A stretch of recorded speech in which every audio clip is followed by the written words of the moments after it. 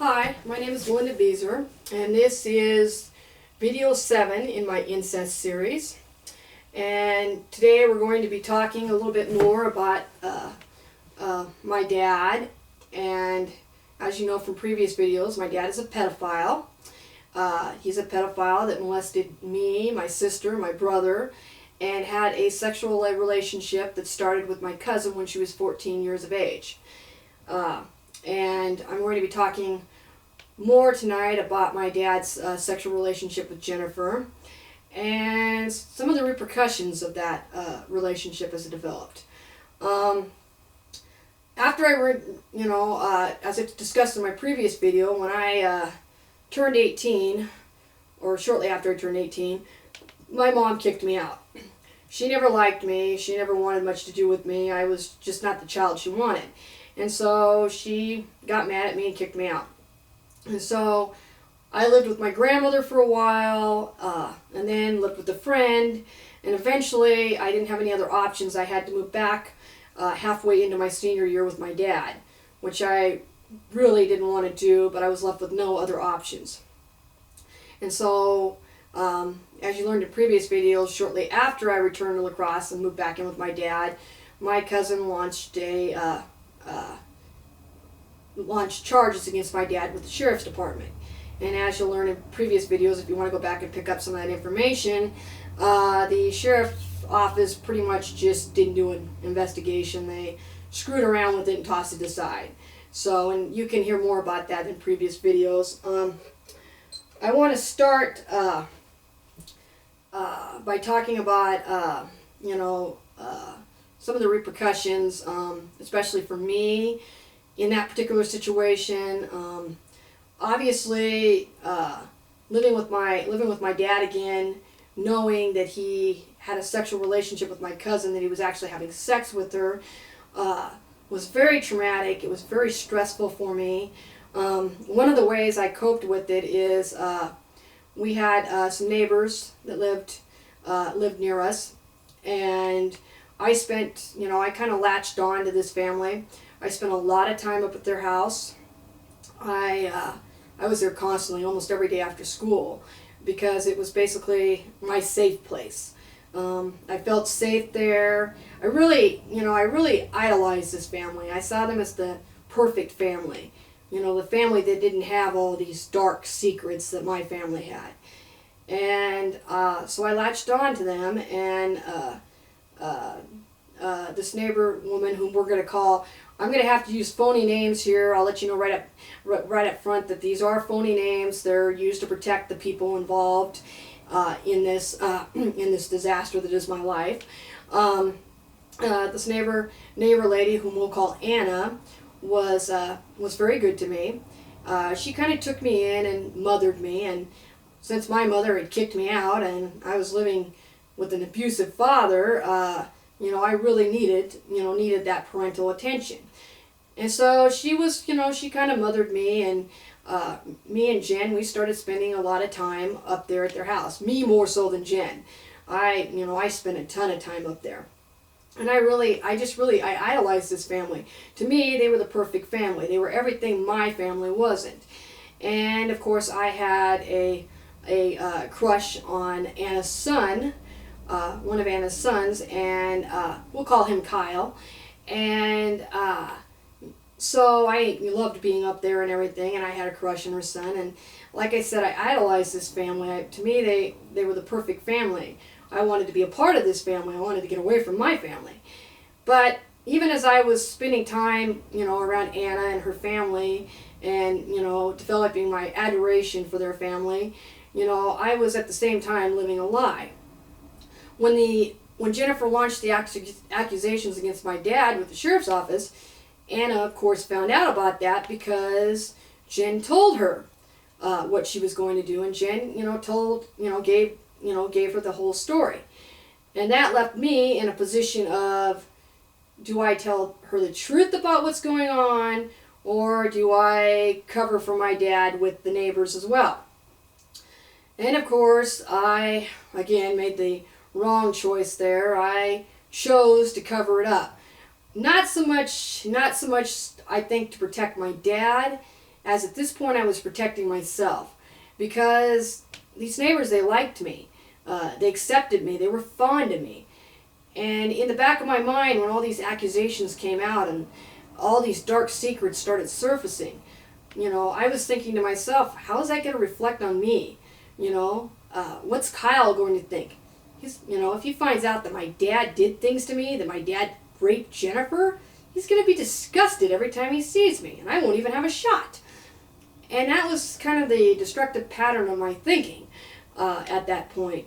And I was really, by that time, with all the abuse and the lies and deceit, it was becoming, harder and harder to discern where truth was amongst all the lies. And so when Jennifer told Anna about this, and Anna questioned me, I, of course, took my dad's side, just like I had with the sheriff's department. I protected him. I lied right to her face. And made it seem like, Jennifer was, deeply troubled, and, I, didn't support her. And so when push came to shove, Anna ended up supporting me, even though she still tried to support Jen, she ended up taking my part more so. And that was just another knife to my cousin Jen's back.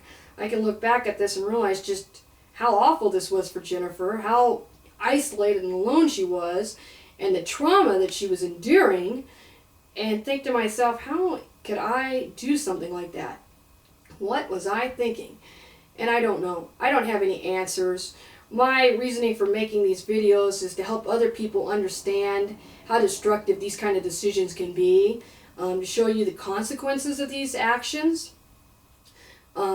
Jennifer, it just steamrolled her life, even more so than me. I mean, I was stressed out. I was depressed. I just, didn't know what I was going to do. And eventually eventually the police investigation went away, but everything still stayed. I thought, if I kicked Jennifer out of my life, I could protect her from my dad, and it wouldn't happen anymore, and maybe my dad would get better. I kept thinking in my mind that maybe he'd wake up and get better one day. And that's how we lived. And so Jennifer and I didn't speak for quite a while after the investigation. In fact, we started speaking briefly after I graduated from high school. She came to my graduation party, and we spoke for a little while over that, and then I got mad at her again because we just, she wouldn't stop talking about Dad abusing her, and I couldn't deal with it, with what she was telling me, and we just ended up back in conflict. And so eventually we stopped speaking again, and then we started speaking again during harvest. And by then, Jen had realized that, if she wanted to be a part of my life, she was going to have to just shut up about the abuse. She wasn't going to be able to talk about it. So Jen just stopped talking about it. And we just pretended everything was fine. We're in our little delusional, our world is fine program. And, and this is how we lived. And of course, during harvest, we started spending more time together during harvest. And then Jennifer started talking about Anna's husband, John, and how he was doing things to her, and how she was involved in a relationship with him, and the whole thing started over again. And at first I ignored it. I thought Jennifer was just having delusions. I didn't pay much attention to it. From where I was standing, I thought Anna and John had the perfect marriage, so there was no reality in it for me. And so I finished up harvest and headed to Spokane to go to college. And I managed to put in nearly 3/4 of college at Spokane Community College. But things continued to de-escalate for Jen. She was involved in a sexual relationship with my dad. She was involved with a married man, whom we'll call John. She was involved in that relationship. And she was bouncing back in between the two of them. and she was fighting with her parents because she never wanted to be home. She was running around all hours of the night. Her parents couldn't control her. Didn't know where she was at. And so finally, either they kicked her out or she moved out or whatever. Jennifer finally moved out. And at 16, she moved in with this 20-year-old guy, 20-something-year-old guy.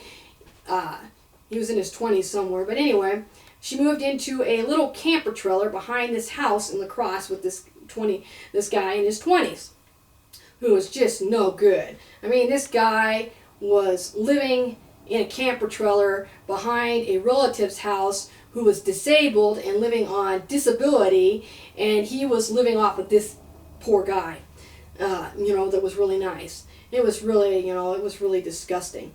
And so, she started, living with this guy. Well, that of course set my dad off, because now she was living in town with this guy and he couldn't get to her, and this guy was living with her, and it was driving him up the wall. He was just nuts. And he started calling me night after night, telling me I needed to get Jennifer out of this relationship that she was into, that this guy was trouble and everything else. And I'm trying to concentrate on school and get a degree and do something with my life, and he's on me every night, all depressed, and you got to get Jennifer out of this. And I cracked.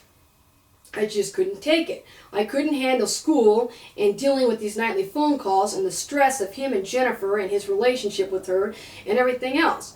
And so I just bottomed out. And I quit school. One of the things I regret most is I quit school, and I moved back down to La Crosse, and I did what my daddy expected of me. I went in, I got Jennifer, and I got her out of her relationship with this guy that was no good, and, got her out of that, and she moved out to the ranch, to live out the ranch with me where I was living in my dad's house. And that's how, I handled that. And to this day, I have regrets about that and the repercussions and stuff of that. And I don't know why. I mean, Jennifer, she had it rough. I can't imagine what it was like for Jennifer.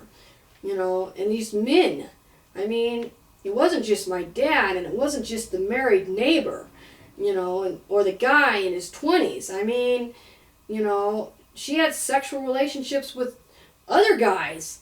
Like I learned, I've pretty much lost all respect for men in general in La Crosse, because La Crosse was the land of perverts. And we'll go into a little bit more on this scandalous behavior in La Crosse in my next video.